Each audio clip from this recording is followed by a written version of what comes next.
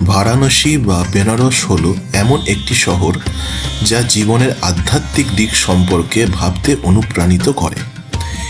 এই ভ্রমণের প্রতিটি মুহূর্ত স্মরণীয় এবং ভিডিওতে বন্দি করার মতো। বারাণসীতে গঙ্গা আরতি, সারনাথ এবং সরবেত মহারাজ মন্দিরের দর্শনের অভিজ্ঞতা অসাধারণ এবং আধ্যাত্মিক অনুভূতিতে ভরপুর।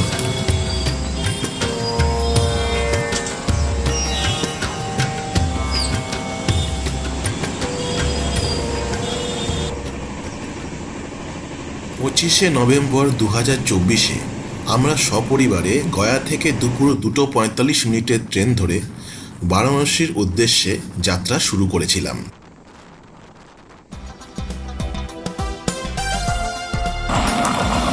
বারাণসী স্টেশনে ঠিক আগে গঙ্গা নদীর ওপর যে ব্রিজটি অবস্থিত সেটি রাজঘাট ব্রিজ নামে পরিচিত। এটি গঙ্গার ওপর নির্মিত একটি ঐতিহাসিক এবং গুরুত্বপূর্ণ সেতু।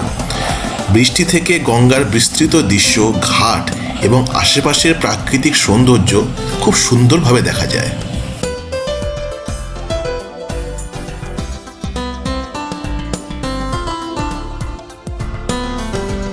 পৌঁছে গেলাম বারাণসী জংশনে এবং বিফোর টাইমে পৌঁছে গেছি। এবার যাবো আমরা হোটেলে। বারাণসী শহর নিজেই একটি আধ্যাত্মিক কেন্দ্র, যা ভারতের সর্বাপেক্ষা প্রাচীন শহরগুলির মধ্যে একটি। সেই জন্য বারাণসী জংশন সারা বছর বিভিন্ন দেশীয় ও আন্তর্জাতিক পর্যটকদের জন্য অত্যন্ত গুরুত্বপূর্ণ একটি স্থান। স্টেশন থেকে জল্পা দেবী মন্দিরের দূরত্ব প্রায় 4 কিলোমিটার এবং এই মন্দিরের একদম সামনেই রয়েছে শ্রী শ্রী কাশী বিশ্বনাথ গেস্ট হাউস। পৌঁছে গেলাম আমাদের destination Kashi Biswanath guest house.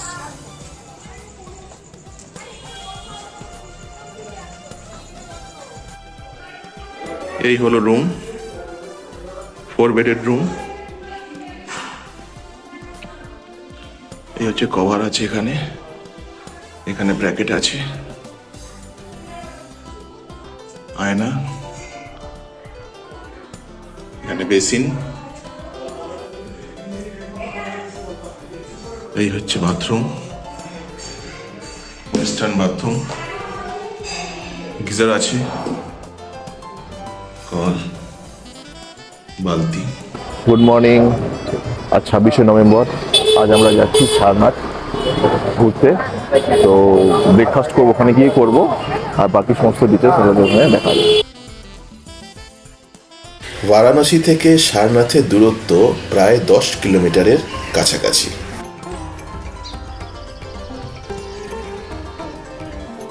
आपका नाम? रंजीत गुप्ता। रंजीत गुप्ता।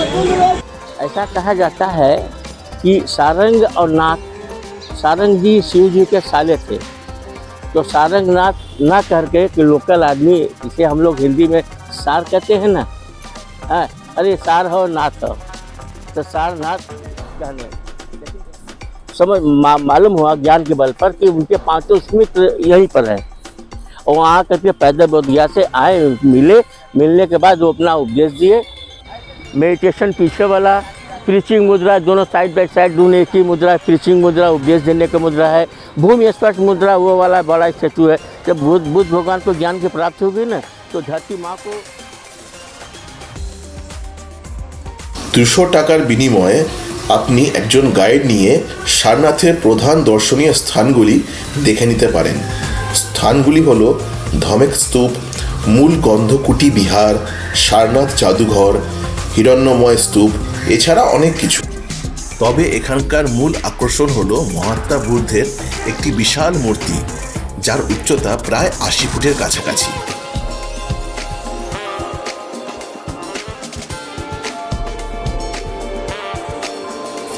আপনি যদি বেনারসি শাড়ি তৈরির প্রক্রিয়া দেখতে চান, তাহলে স্থানীয় কারখানা বা তাঁতিদের কাছে যেতে পারেন। তাঁতিরা কেমন করে সুতোর বনন, রং নির্বাচন এবং জরি বসানোর কাজ করেন তা হাতে কলমে দেখতে পারবেন। অনেক কারখানায় পর্যটকদের জন্য গাইডেড ট্যুরও রয়েছে।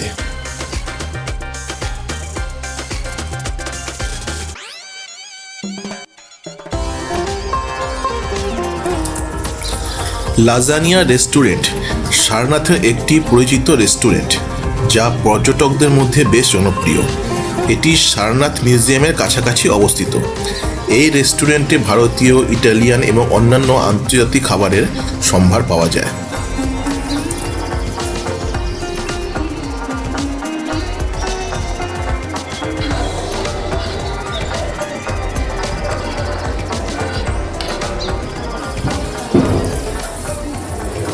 যাই হোক, লাঞ্চ করে আমরা বেরিয়ে পড়লাম সরবেত মন্দির দর্শন করতে।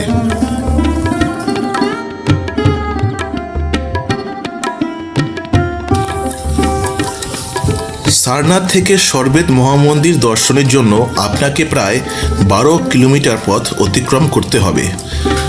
সরবেত মহামন্দির, যা আধ্যাত্মিকতার মন্দির নামে পরিচিত, উত্তরপ্রদেশের বারাণসীর উমরাহা অঞ্চলে এটি অবস্থিত। এটি আধ্যাত্মিক গ্রন্থ সরবেদের ভিত্তিতে নির্মিত হয়েছে এবং এটি একটি আধুনিক স্থাপত্য কীর্তি।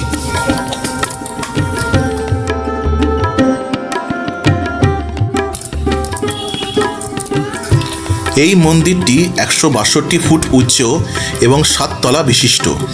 এর প্রায় 4000 দোহা বা শ্লোক মন্দিরের দেওয়ালে খোদিত। এখানে একসঙ্গে 20,000 জন ধ্যান করতে পারেন। মন্দিরটি মার্বেলের তৈরি এবং ভেতরের কাঠামোতে বায়ু প্রবাহের জন্য পর্যাপ্ত ব্যবস্থা রয়েছে।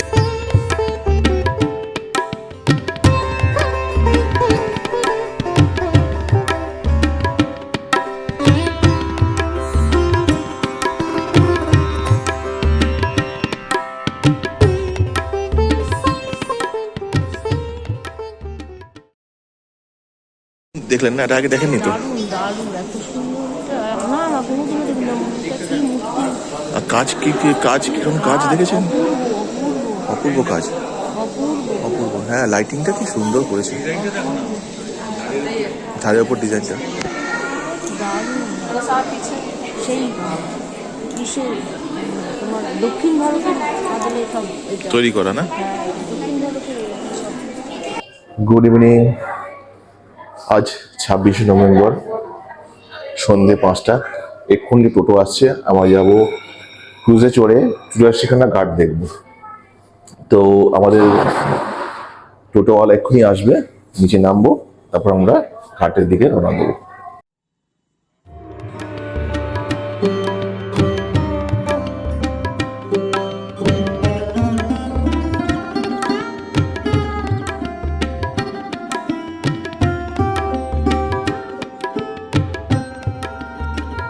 তেলিয়ানা ঘাট থেকে আমরা ক্রুজ পেয়ে গেছি। এই হচ্ছে আমাদের সিটিং অ্যারেঞ্জমেন্ট, দেখাচ্ছি দাঁড়া। এই হচ্ছে সিটিং অ্যারেঞ্জমেন্ট, আর ওপরেও আছে, ওপরটা সবাই যাব, একটু বাদে যাব।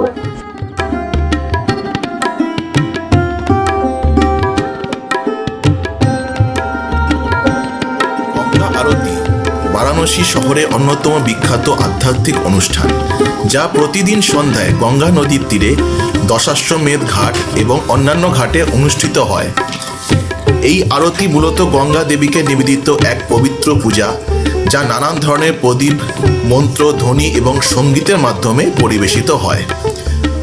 অনুষ্ঠানের সময় হলো সাধারণত সন্ধ্যে 7টা থেকে 7:30 পর্যন্ত, তবে সময় ঋতু অনুযায়ী পরিবর্তিত হতে পারে। অনুষ্ঠানের উপকরণ হলো সোনালী প্রদীপ, ধূপ, মশাল, ফুল এবং জল। আরতির সময় পাঁজা, চুড়ি, বাজনা এবং মন্ত্র উচ্চারণ করা হয়।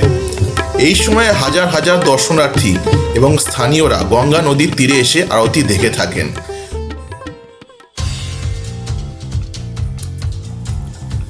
বেনারসের গলি তাদের সরু রাস্তা, চিরাচরিত পরিবেশ এবং স্থানীয় সংস্কৃতির জন্য বিখ্যাত।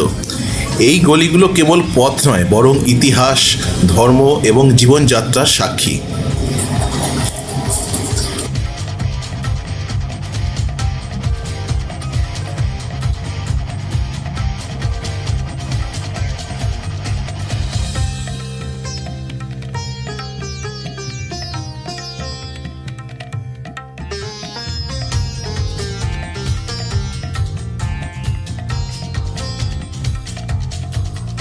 গলি ছেড়ে এবার আমরা এগোতে লাগলাম দশাশ্বমেধ ঘাটের দিকে।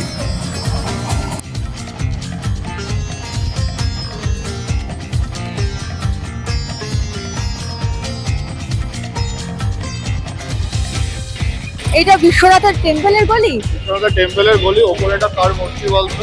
কার মূর্তি? এটা হচ্ছে শঙ্করাচার্য। শঙ্করাচার্যের মূর্তি।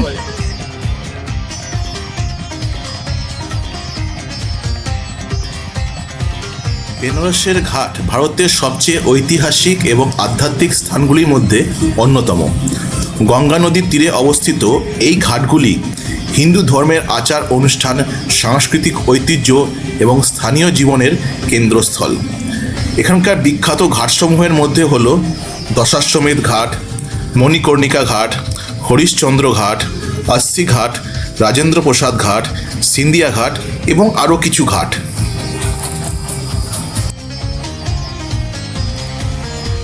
দশাশ্বমেধ ঘাট হলো বেনারসের সবথেকে বিখ্যাত ঘাট, কারণ প্রতিদিন সন্ধ্যায় এখানে গঙ্গা আরতি অনুষ্ঠিত হয়, যা ভক্তদের এবং পর্যটকদের কাছে বিশেষ আকর্ষণ করে। পৌরাণিক কাহিনী অনুসারে এই ঘাটটি ব্রহ্মাদেব নিজের হাতে তৈরি করেছিলেন।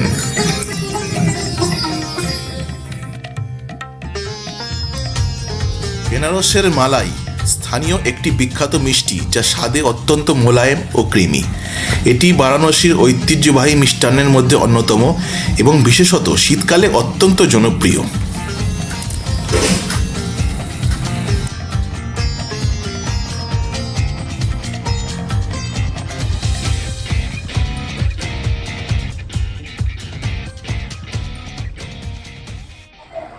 Good morning. আমরা এখন বেরোচ্ছি বিশ্বনাথ মন্দির দর্শন করতে। এখন ভোর 6:15। একটা অটো পেলাম, এই অটো করে আমরা যাচ্ছি মন্দির দর্শন করতে। আজকেই আমাদের শেষ দিন, আজ 28 তারিখ, 28শে নভেম্বর 2024। ভালো ভালো বিশ্বনাথ দর্শন হয়ে যায়। খুব ভালো পুজো দিলাম, দারুণ পুজো হলো, আধ ঘন্টার মধ্যে পুজো হয়ে গেছে। 300 টাকায় গেলে ভেতরে ঢুকতে পারতাম, কিন্তু উনি বলছেন না 300 টাকাতেও ডোঙা। আচ্ছা, ভিআইপি 300 টাকা কিচ্ছু না। ভিআইপি তারা এখানকার ভিআইপি, তারা ভেতরে গিয়ে একদম ডাইরেক্ট আচ্ছা, তারা ভিআইপি অফিসারের 300 টাকায় তাড়াতাড়ি। আচ্ছা, ভাই এতটা লেগেছে এই 300 টাকাও ভেতরে না, ওই ডোঙাতে তাড়াতাড়ি মানিও না 300 টাকায় ভেতরে। এখন আমিও জিজ্ঞাসা করলো লোকটাকে, আমি তো আর তথ্য বলছি না, জানি 300 টাকা না ঢোকাচ্ছে তারা ভিআইপি।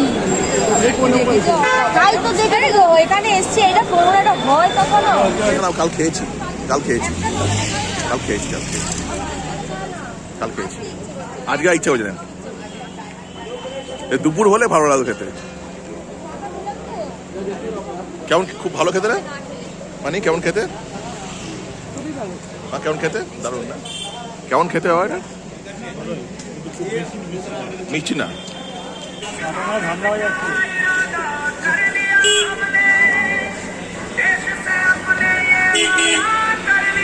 এই হলো কাল ভৈরব মন্দির দর্শনের লাইন। প্রায় 1 ঘন্টা মতো লেগে যাবে। আমরা বিশ্বনাথ মন্দির দর্শন করার পর চলে গেছিলাম কাল ভৈরব মন্দির দর্শন করতে।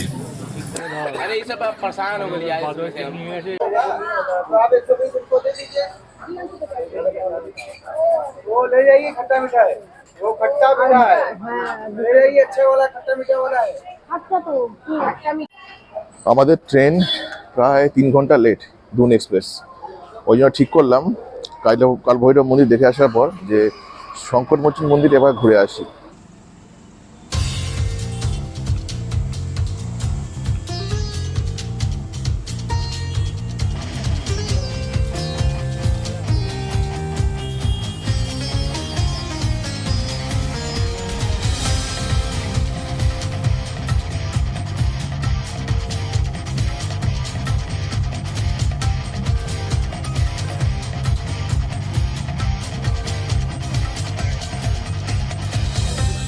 আমরা পৌঁছে গেছি শঙ্করমোচন মন্দিরে। এই দেখুন, এই হলো শঙ্করমোচন মন্দির।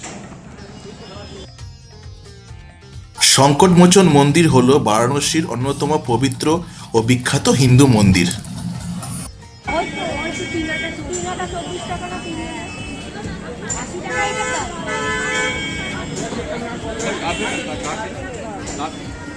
চাগুলো খেলাম।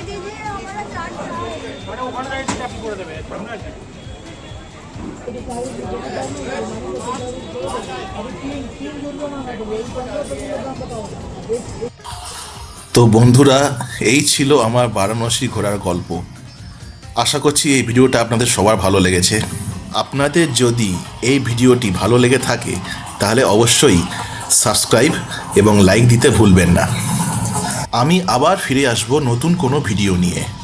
আবার দেখা হবে। নমস্কার।